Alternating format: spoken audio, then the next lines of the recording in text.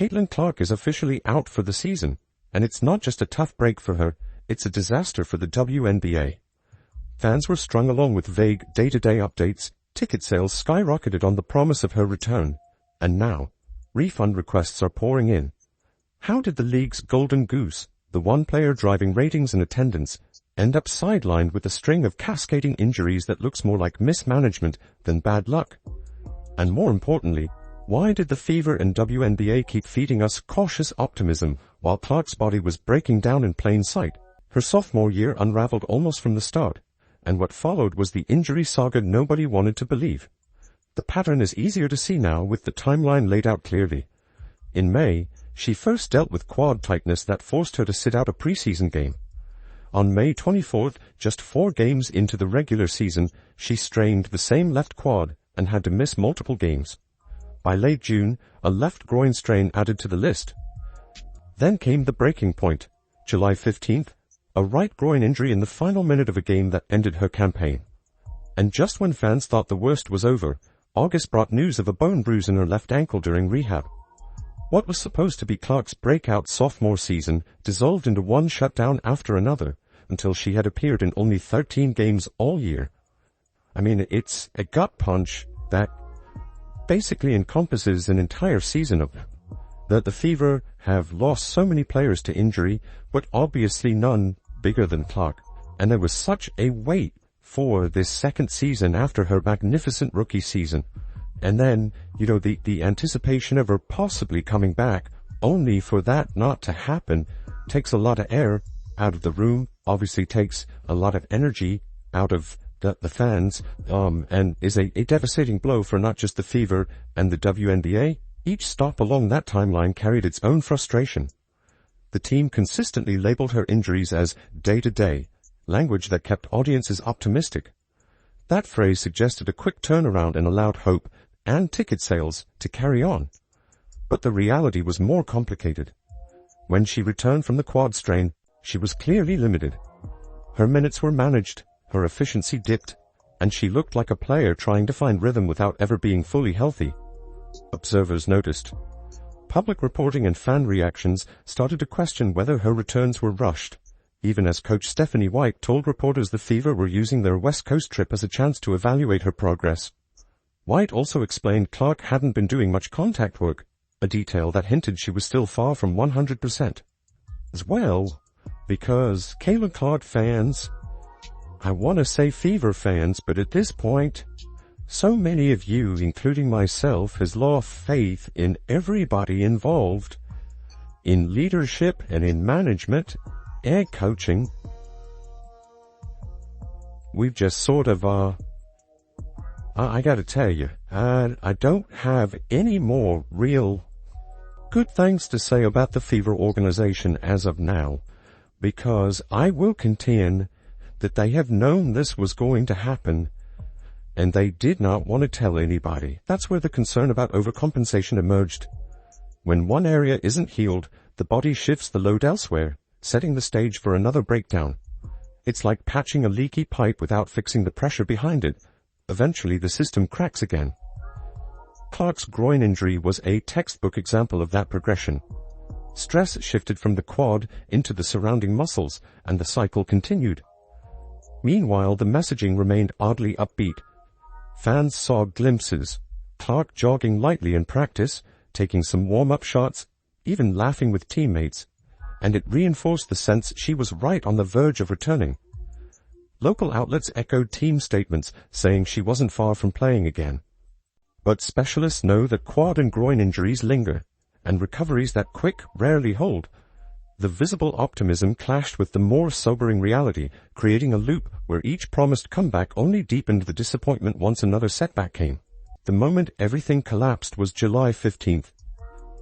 In the final minute of a game, Clark went down with another groin injury, this time to the right side, and that sealed her season. From there, the picture became even clearer. She had been struggling to get through months of rehab and partial comebacks that never gave her body the chance to fully reset.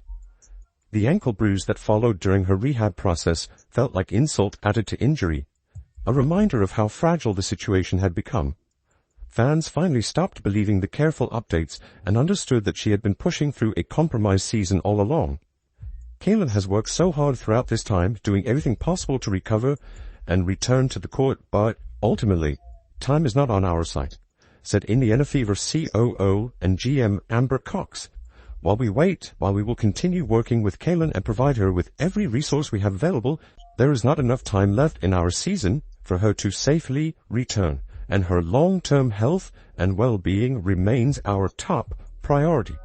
We are looking forward to having her back at full strength to start the 2026 season. Clark appeared in 13 games during the regular season, averaging 16.5 points, 8.8 assists, and 5 rebounds per game, while helping lead the team to the 2025 WNBA Commissioner's Cup title. Her own words stripped away any remaining illusions. She admitted she spent every single day in the gym working toward a return, and when asked how she felt about the outcome, she said, "Disappointed isn't a big enough word." That raw honesty hit harder than any team press release. Clark had poured every bit of effort into salvaging her season, while the public narrative made it sound like she was on the verge of being fine. In the end, the truth was simple. A string of injuries piled up, took her off the court, and left the Fever without the one player who had reshaped the league's relevancy in real time. And there's one more layer to this. As Clark's injuries piled up, many couldn't help but notice the physical toll she absorbed every single game. The league promoted her as the new face of women's basketball, yet her body broke down under constant pressure. Fans began asking a harder question. If she was already dealing with this many setbacks, why did it seem like no one was protecting her on the floor? That's where frustration shifted from injuries themselves to the way she was treated on the court, and the lack of help from referees who watched it happen. That frustration spilled over into something bigger. The debate about how Caitlin Clark was being officiated and how the league chose to handle its brightest star. This is the story of bullying on the court, referees under the microscope, and the gamble the WNBA made with its golden goose. Many fans and media voices began pointing to a troubling pattern. Clark was taking heavy contact, but the whistle wasn't consistent. Observers argued the officiating never seemed to adjust to protect a marquee player. Every nationally televised game seemed to feature moments where hard fouls went uncalled, and social media lit up with the same question. Why is the league's most visible star absorbing so much punishment without protection? It wasn't speculation out of nowhere. There were receipts, clips of Clark being hit, shoved, and outright bullied each and every time she steps on the court. Plays like that fueled the outrage. Fans paused their feeds and replayed those sequences in slow motion, pointing out slaps across the arm, shoulders lowered into her chest, and physical play that appeared well beyond letting them play. For commentators, highlight shows, and even casual viewers, it became not just about basketball but about whether officials were treating Clark differently. And last year, I noticed how much it was just Caitlin Clark. Caitlin Clark was taking all the hits. Caitlin Clark was taking all the abuse. But this year they've added Sophie Cunningham.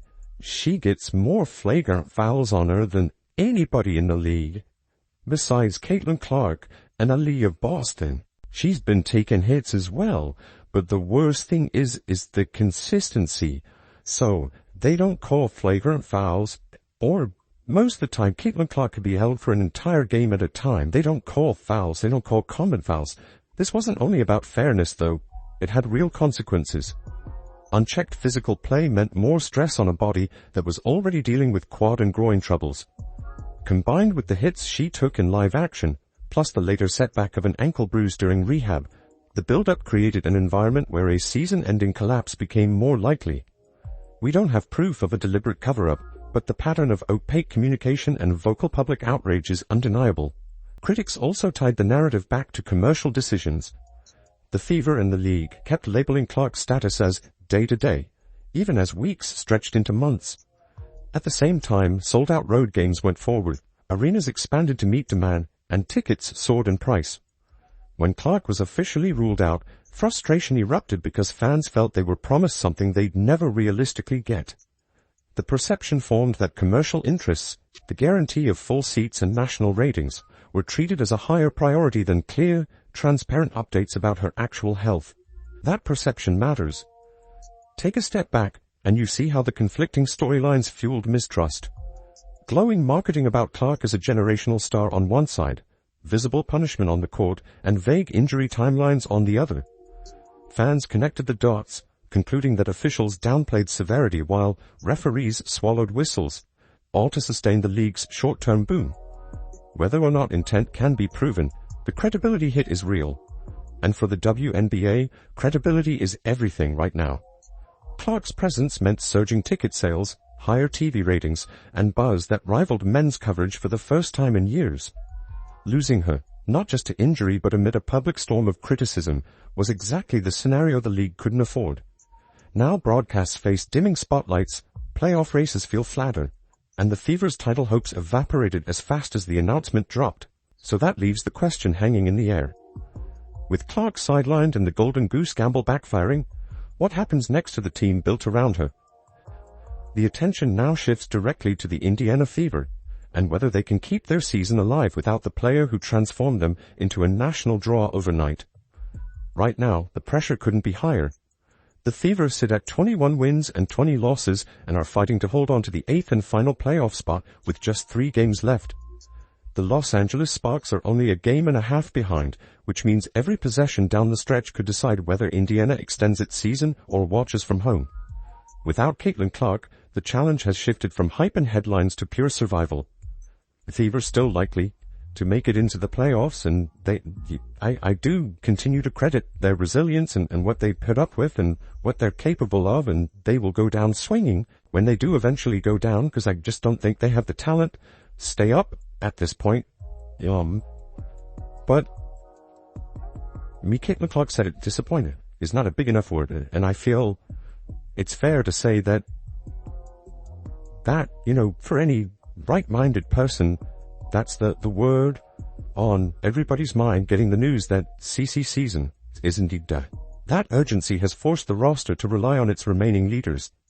Kelsey Mitchell has become the engine of the offense and keeping Indiana afloat with her scoring. She's the veteran who knows how to steady a half-court set or create points when nothing else is working. Aaliyah Boston, 2-time All-Star, has done the same inside.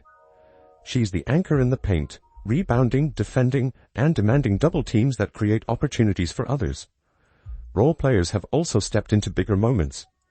Lexi Hall has carved out her place by defending on the perimeter and setting a physical tone that gives Indiana an edge. Sophie Cunningham's shooting and toughness on the wing provide stability when games slip into chaos. These players may not light up box scores every night, but they've been called stabilizers by coach Stephanie White, exactly what a team in playoff contention needs in Clark's absence. The Fever have also leaned on practical roster moves to hold things together. Hardship contracts and veteran signings, like bringing in experienced players like Odyssey Sims, Chloe Bibby, Erie McDonald, and Shea Petty, have helped plug gaps, especially when fatigue or foul trouble stretch the rotation thin. Those signings were never about star power, but about giving White the flexibility to keep her team competitive when depth became an issue. It's not glamorous, but it's part of what has allowed Indiana to stay in the chase with the Sparks closing ground. All of that has required strong direction from White herself. She's had to shuffle lineups, adapt roles, and keep her players believing they're capable of more than just surviving Clark's absence. Her emphasis on collective responsibility has prevented the season from unraveling. Instead of leaning on one player, she's highlighted the pieces that, together, still form a roster with a chance to fight their way into the postseason. The story isn't about replicating what Clark brought. It's about finding new ways to compete.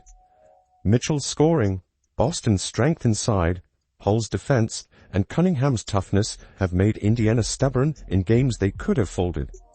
Add in the reinforcements from hardship contracts, and the Fever are still putting themselves in position to define their year on their own terms.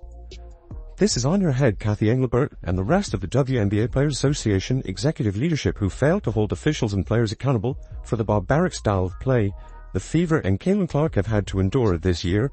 Kathy, resign. If Indiana manages to make the playoffs, it won't be because the schedule fell their way or because opponents underestimated them. It will be because veterans stepped up, role players refused to disappear, and the team built a foundation in the middle of chaos. That's a payoff worth watching, proof that even without their star, the Fever still have the resilience to matter in the postseason conversation. But this season is not just about Indiana's ability to adapt. It's about what Clark's injury revealed on a larger scale. As the Fever push through their final stretch, the entire league is left facing the bigger question of what went wrong, and what this moment says about the WNBA's handling of its brightest player. For many fans, this season feels like evidence that the league and team communications broke down when it came to player health. The frustration is real, but the Fever's front office maintains Clark's long-term well-being was always the top priority. As Fever General Manager Amber Cox put it, the organization is looking forward to having Clark back at full strength in 2026. A clear signal that recovery, not short-term gains, will guide the path forward. In the meantime, players like Mitchell, Boston, Hall and Sims keep carrying the fight, proving Indiana still has a heartbeat.